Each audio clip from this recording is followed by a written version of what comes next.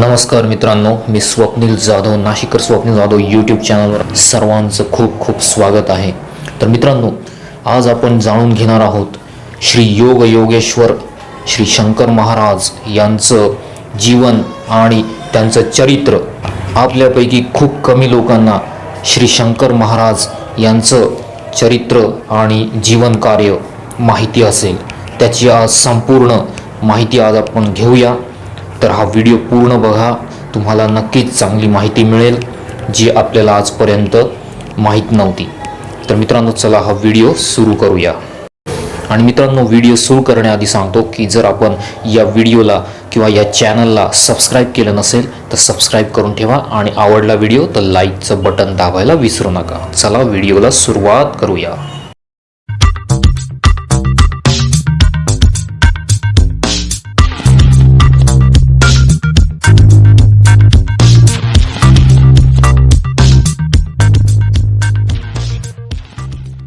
तर मित्रांनो, शंकर महाराज यांचा जन्म आणि पूर्व इतिहास आज आपण जाणून घेऊया। तर शंकर महाराज यांचा जो जन्म झाला तो अंदाजे 1800 साली, म्हणजे आजपासून 250 वर्षांपूर्वी झाला होता। आणि त्यांचं जन्मस्थान हे पंढरपूर जवळचं मंगळवेढे हे गाव होतं। उपासनी कुटुंबात त्यांचा जन्म झाल्याची आख्यायिका आहे। त्यांचा जो जीवन काळ होता तो 1800 ते तब्बल 1947, म्हणजे जवळजवळ 150 वर्ष ते जगले। आणि मित्रांनो, अक्कलकोटचे स्वामी समर्थ हे शंकर महाराजांचे गुरु समजले जातात। मित्रांनो, शंकर महाराजांची जी समाधी आहे ती पुणे येथील धनकवडी येथली आहे आणि ती 24 एप्रिल 1947 साली बांधण्यात आली। तर मित्रांनो, शंकर महाराज हे अगदी त्या काळातले सत्पुरुष होते। त्यांनीच एकदा म्हटल्याप्रमाणे, आम्ही कैलासाहून आलो, नावही शंकर। ते खरोखरच शंकराचे, शिवाचे वैराग्य संपन्न अंशावतार असावेत। नाशिक जिल्ह्यात अंतापूर नावाचे गाव आहे, तिथे कुणी चिमणाजी नावाचे गृहस्थ राहत होते। पोटी मूलबाळ नव्हते, ते शिवाचे भक्त होते। एकदा त्यांना स्वप्नात दृष्टांत झाला, रानात जा, तुला बाळ मिळेल। ते त्या दृष्टांताप्रमाणे रानात गेले। तिथे त्यांना हा 2 वर्षाचा शंकर म्हणजेच बाळ मिळाला। शंकराचा प्रसाद म्हणून त्यांनी शंकरच नाव ठेवले। शंकर या मातापित्याजवळ काही वर्ष राहिले। नंतर या बाळाने आपल्याच मातापित्यांना आशीर्वाद दिला, तुम्हाला पुत्रप्राप्ती होईल। नाम नाही, रूप नाही, एक स्थान नाही। श्री शंकर महाराजांना नेमके एक नाव नाही, ते अनेक नावांनी वावरत। शंकर या नावाप्रमाणे सुपड्या, कुंवर स्वामी, गौरी शंकर अशा नावांनीही ते ओळखले जात। आणखी काही नावांनी ते वावरत असावेत। नाव असे एक नाही। तसेच त्यांचे रूपही काही ठिकाणी त्यांचा उल्लेख अष्टावक्र असाही केलेला आढळतो। डोळे मोठे, ते अजानबाहू होते, त्यांची गुडघे वर करून बसण्याची पद्धती होती। हे असे रूप वेगळ्या अर्थाने बहुरूपी। ते कधी एका स्थानीही नसत। त्रिवेणी संगम, सोलापूर, अक्कलकोट, त्र्यंबकेश्वर, नाशिक, नगर, पुणे, हैदराबाद, तुळजापूर, औदुंबर, श्रीशैल अशा स्थानी त्यांची भटकंती असायची। सांगितली एवढी स्थाने असतील असेही नाही, म्हणजे शंकर महाराजांचे नाम रूप स्थान सांगणे कठीण आहे, कारण खऱ्या अर्थाने ते वैराग्य संपन्न होते, म्हणूनच शंकर म्हणून त्यांचा नामोल्लेख होतो। श्री शंकर महाराज योगीराज होते, याचा अनेकांनी अनेक प्रकारे प्रत्यय घेतला आहे। ते स्वतः मात्र नेहमी सिद्धीच्या मागे लागू नका, पण त्यांनी आपले योग सामर्थ्य कळत नकळत अनेकांच्या प्रत्ययाला आणून दिले। काहींना सिद्धी हवी असते, ती प्रसिद्धीसाठी, त्याने नावलौकिक वाढतो, धनदौलत वाढते, मिळते, शिष्य परिवार वाढतो। म्हणून श्री शंकर महाराज म्हणत, सिद्धीच्या मागे लागू नका। त्यांना स्वतःला सिद्धी प्राप्त होत्या, परंतु त्यांनी धन दौलत, नावलौकिक वा शिष्य परिवारादी उपाधी मागे लावून घेतल्या नाहीत। ते स्वतः खऱ्या अर्थाने सिद्धीच्या मागे लागले नाहीत। पण शंकर महाराज अलौकिक पुरुष होते, हे चिकित्सक विद्वानांनाही मान्य आहे। आचार्य अत्रे, न्यायरत्न विनोद यांच्यासारखे प्रकांड पंडित शंकर महाराजांना मानित। हे विद्वान त्यांची योग्यता जाणून होते। ते म्हणत, मला जाती धर्म काही नाही, ते म्हणत खरोखरीच सर्वांशी समभावाने वागत। त्यामुळे त्यांच्याकडे मुसलमानही येत. एका मुसलमानाने त्यांना आपली काही अडचण सांगितली. शंकर महाराजांनी त्यांना काय सांगावे? अरे तू नमाज पडत नाहीस, नमाज पडत जा, तुझी अडचण दूर होईल. ते काय शिकले होते का कुणास ठाऊक, पण काही 150 शहाण्या विद्वानांना त्यांनी अस्खलित इंग्रजीतून उत्तरे दिली. त्यांना इंग्रजीचे ज्ञान कसे नि कुठे झाले कुणास ठाऊक. श्री शंकर महाराजांची मनोभूमिका आता आपण जाणून घेऊ. श्री शंकर महाराजांची पारमार्थिक वैराग्य संपन्न मूर्ती केवढ्या उच्च भूमिकेवर होती ते त्यांच्या एका सहज उद्गारातून दिसते. ते म्हणत, मला काही कमी नाही, कारण मला कमावण्यासारखे काही नाही आणि माझ्याजवळ काही नाही, म्हणून मला गमावण्यासारखेही काही नाही. सुख शांती हवी असेल तर इच्छा, ईर्ष्या, असूया, महत्वाकांक्षा, हावरेपणा सोडून दिल्याने अहंकाराने सतत अस्थिर होणारे मन स्थिर होईल. सामाजिक, धार्मिक, नैतिक अधिष्ठान गुरूंमुळे प्राप्त होते, पण ते अधिष्ठान विसरून लोक केवळ लौकिक सुखामागे लागल्याने सत्य, नीती हा धर्म होण्याऐवजी पैसा हा धर्म झाला आहे. गुरुस ईश्वर मानून त्यांचे अधिष्ठान जपले पाहिजे. गुरु व देव याविषयी उत्कट प्रेम व दृढ श्रद्धा हवी. जे गुरुला ईश्वर मानून दृढ श्रद्धेने भजतात त्यांचाच गुरुकृपेने उद्धार होतो. देव सर्वव्यापी आहे असे लोक मानतात, पण जे बोलतात ते आचरणात आणत नाही. प्रथम आत्मबोध करावा, तरच आत्मसाक्षात्कार घडून येईल.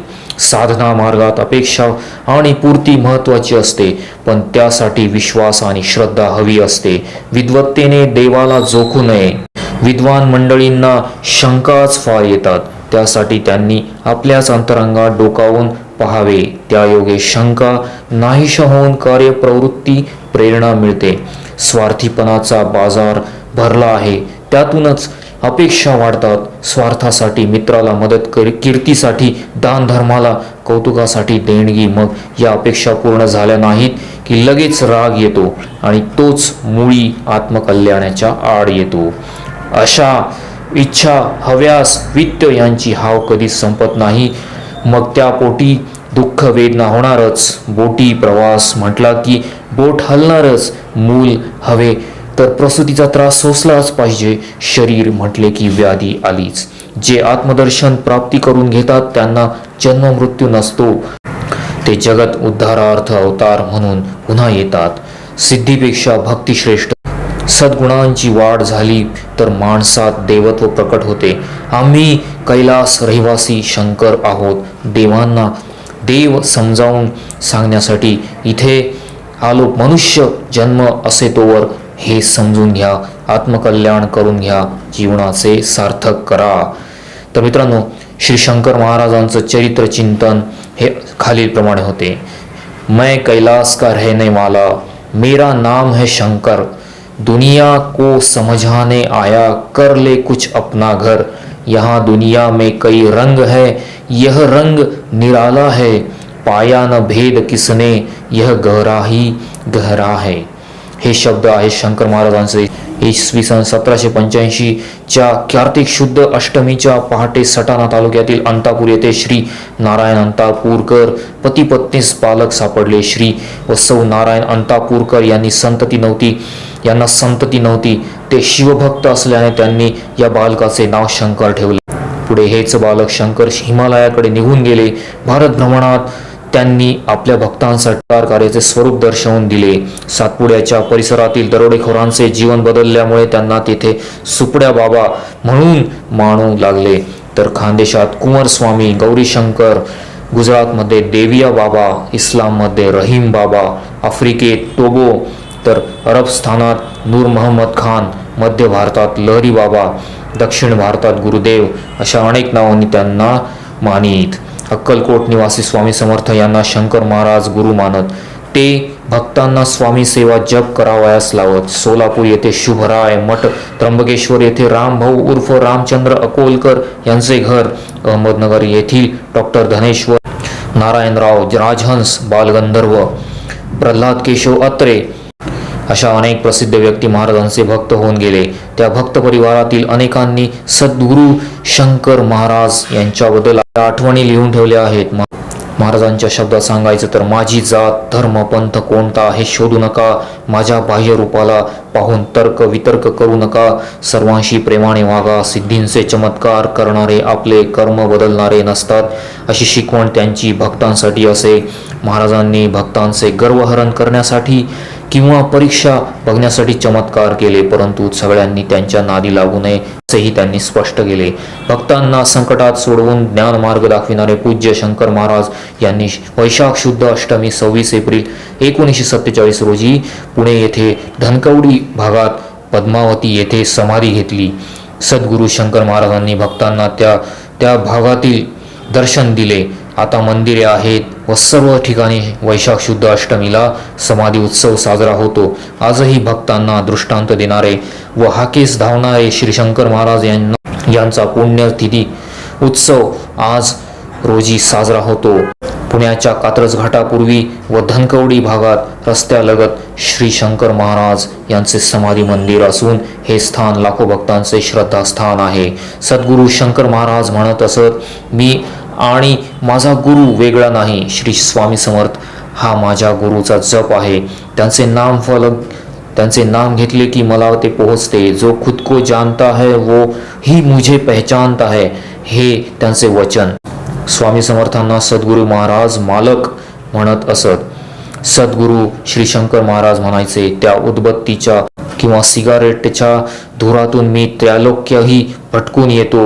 धुराच्या लहरी तरंगत विश्वभर संचार करीत असतात. श्री शंकर महाराज विश्वभर संचार करत असत. आज देशात सर्वत्र आणि विदेशातही कित्येक भक्त साधक श्री शंकर महाराजांचा प्रत्यक्ष अनुभव दर्शन घेत असतात. सिगारेटचा धूर किंवा सुगंध अनुभवत असतात. मी तुमच्या बरोबर 24 तास आहे व त्यांच्या वचनाचा ते अनुभव देत असतात. महाराज कमी बोलून कित्येक वेळा अधिक काम करीत भक्त संकटमुक्त कसा होईल हा एकमेव ध्यास घेऊन शंकर महाराजांनी आपली जीवनयात्रा पूर्ण केली. ढोंगी बुवांना सरळ केले. महिलांची छेड काढणाऱ्या गुंडाला चापकाने फोडले. नाठाळांचे कर्दनकाळ झाले. भक्ती संगीताच्या तालावर नाचले. भजनात दंग झाले. महाराज भक्ती मार्गावरील एक महान तेजस्वी तारा होऊन गेले. त्यांच्या महान उपदेशाने व कार्याने आज अनेक भक्त प्रेरित झाले आहेत. आम्ही वैकुंठवासी आलो यासी कारणासी या अभंगाच्या ओळी त्यांच्या कार्याला समर्पक आहेत. शंकर महाराज समाधी स्थान एक अद्भुत व अनोखा प्रासादिक स्थान आहे. पुण्यातील स्वारगेट पासून कात्रजकडे जाताना रस्त्यावर स्वारगेट पासून 2-2.5 किलोमीटर वर डाव्या हाताला एक मठ लागतो. हाच शंकर महाराजांचा मठ. श्री शंकर महाराजांनी बापू नावाच्या भक्ताला पर्वतीवर गुरुचरित्राचे उलटे पारायण अष्टमीपासून करायला लावले. सप्तमीला 1 कप चहा घेतला. एका खोलीत छोटी गादी घातली आणि 1 तक्क्या ठेवला. आंघोळ करून त्या खोलीत जाताना सांगितले, दार लावून घ्या. मी कोणाला भेटणार नाही. मला बोलायचे नाही. कोणी आले तरी दार उघडू नका. सकाळी ठीक 10 वाजता महाराज खोलीत गेले. ढेकणे मामींनी दार लावून घेतले. दाराजवळ दोघे पहारा देत होते. रात्रभर ढेकणे मामा मामी घोंगडीवर बसून होते. पहाटे आतून आवाज आला, माझी आत्मज्योत आता अनंतात विलीन होत आहे. पुढील सोय करा. महाराजांनी सांगितल्याप्रमाणे अष्टमीला आपला देह सोडला. संपूर्ण पुण्यात बातमी पसरली. भक्तांचे लोंढे धावत आले. भक्तांना रडू आवरले नाही. न्यायरत्न तर तांब्याची तार घेऊन आले. त्यांनी एक टोक महाराजांच्या छातीला आणि दुसरे टोक कानाला लावले. त्यातून आवाज आला, आत्मकलेपैकी एक कला जगकल्याणासाठी समाधी स्थानात सदैव राहील आणि माऊलीचा संदेश जो जे वंचील तो ते लाहो प्राणीजात. ज्ञाननाथ रानडे यांना महाराजांचा संदेश आला. आळंदी जंगली महाराज, माळी महाराज, सोपान काका, ओमकारेश्वर व पद्मावती या ठिकाणचे निर्माल्य माझ्या समाधीस्थानात आणून टाकावे. ज्ञाननाथ रानडे यांनी गाडी घेऊन 2.5 तासात निर्माल्य आणले. मामा ढेकणे व मामी यांचा दुःखाचा वेग आवरेना. त्यांच्या घरापासून काका हलवाई, दत्त मंदिर, ग्लोब सिनेमा, अक्कलकोट, स्वामी मठ, मंडी, हरणेश्वर, पद्मावती आणि शेवटी मालपाणीच्या शेतात धनकवडीला महाराजांची अंत्ययात्रा आली. भस्मे काका, दादा फुलारी, डॉक्टर शुक्ला, डॉक्टर घनेश्वर यांनी या चौघांनी महाराजांचा देह खांद्यावर घेऊन समाधीच्या जागेवर आणला. त्यावेळी दादा फुलारींना शंकर महाराजांनी आपल्या हाताच्या कोपराने धक्का दिला व म्हटले, अरे मला नीट धर. फुलारी दादांनी दचकून महाराजांकडे पाहिले. महाराजांनी त्यांचे अखेरचे दर्शन दिले. त्यांना महाराज बजरंग बलीच्या रूपात दिसले. त्यावेळी माळी महाराज म्हणाले, भक्तीच्या वाटा जगाला दाखवण्यासाठीच आपण हे रूप घेतले काय? सायंकाळी 5 वाजण्याच्या सुमारास महाराजांच्या पार्थिव देहाला समाधी गुंफेत ठेवले. अनंत कोटी ब्रह्मांड नायक राजाधिराज योगी राज सद्गुरू श्री शंकर महाराज की जय अशा घोषात टाळ मृदुंगाच्या गजरात आसमंत निनादून गेला. मित्रांनो, वरील सर्व वर्णन हे ज्ञाननाथजींच्या पुस्तकातील आहे. तर मित्रांनो, अशी होती शंकर महाराजांची संपूर्ण जीवन यात्रा आणि जीवन कार्य. आपल्याला जर हा व्हिडिओ आवडला असेल तर लाईक करा. आमच्या चॅनलला असेच व्हिडिओ बघण्यासाठी परत एकदा सबस्क्राईब करून ठेवा आणि बघत राहा आमचा नाशिकर स्वप्न जाधव यूट्यूब चॅनल. धन्यवाद. बोला शंकर महाराज की जय. योग योगेश्वर शंकर महाराज की जय. जय श्री शंकर महाराज.